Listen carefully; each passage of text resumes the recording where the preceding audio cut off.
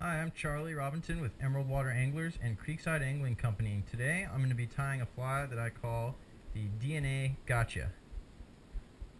This is a fly I like to use here in the Puget Sound in the wintertime for sea run cutthroat and resident coho. It's also a great bonefish fly anywhere where they take relatively small flies. So, Christmas Island, Belize, Mexico, you name it. It's a great bonefish fly and a great fly here in the Puget Sound for sea run cuts and resident coho. I'm going to use a Gamakatsu SS15. It's a little bit longer shank hook. This is a number 8. I use a little longer shank hook because here in the Puget Sound, the fish have a tendency of kind of short striking the fly, especially the sea run cutthroat. So the longer shape kind of helps you with a little bit better hookup ratio. Other than that, you can use any kind of standard saltwater hook for this fly. Tiemco 811S or Gamakatsu SC15 if you're making a normal bonefish pattern or whatnot. I'm going to start the thread. This is pink 6/0 thread. Wrap back just beyond the hook point. Clip the excess. Create a little base of thread here. And leave a little space behind the eye for my barbell eyes. I'm going to grab a bunch of DNA hollow fusion fibers.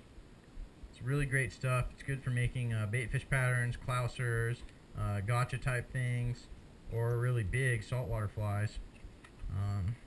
It's really cool stuff. Looks very real in the water. Has a little bit of this hollow chromosome flash blended into these DNA hollow fusion fibers. So once I've got my bunch selected, I'm going to tie it in just a little ways behind the hook, eye. Remember, leaving space for those barbell eyes that we're going to tie in later. I'm going to wrap all the way back to just beyond the point where I stopped my thread base. And then advance the thread back right there behind the eye of the hook. I'm just going to leave that there. Now I'm going to twist these hollow fusion fibers and wrap them around the shank to form the body of this fly.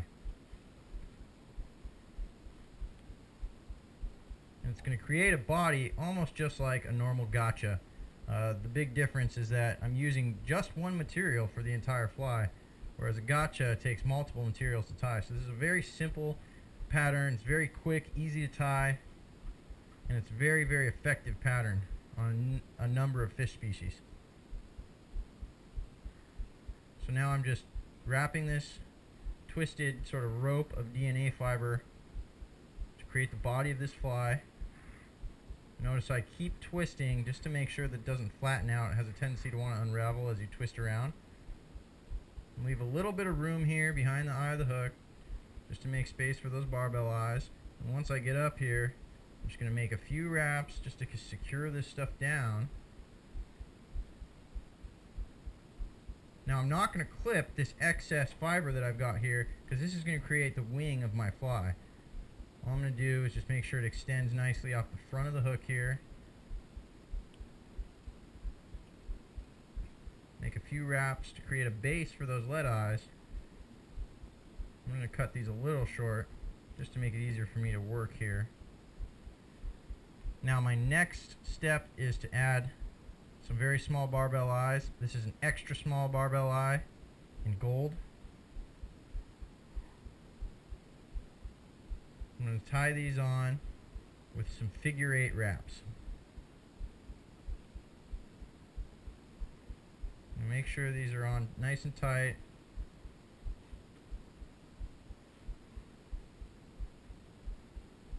So make plenty of wraps.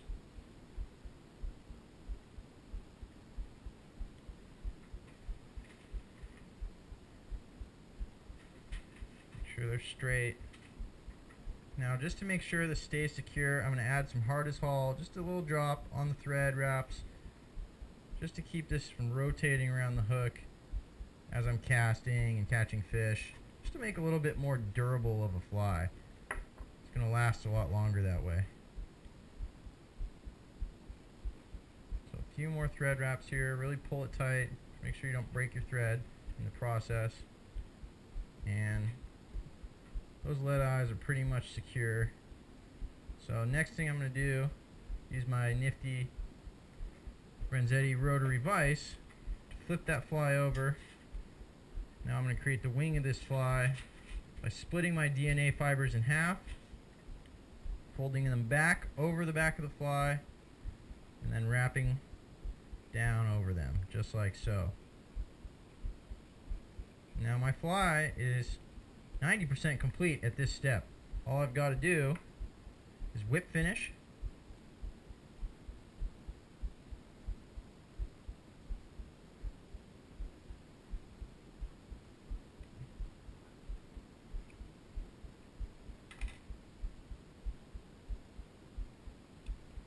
apply a little bit of head cement,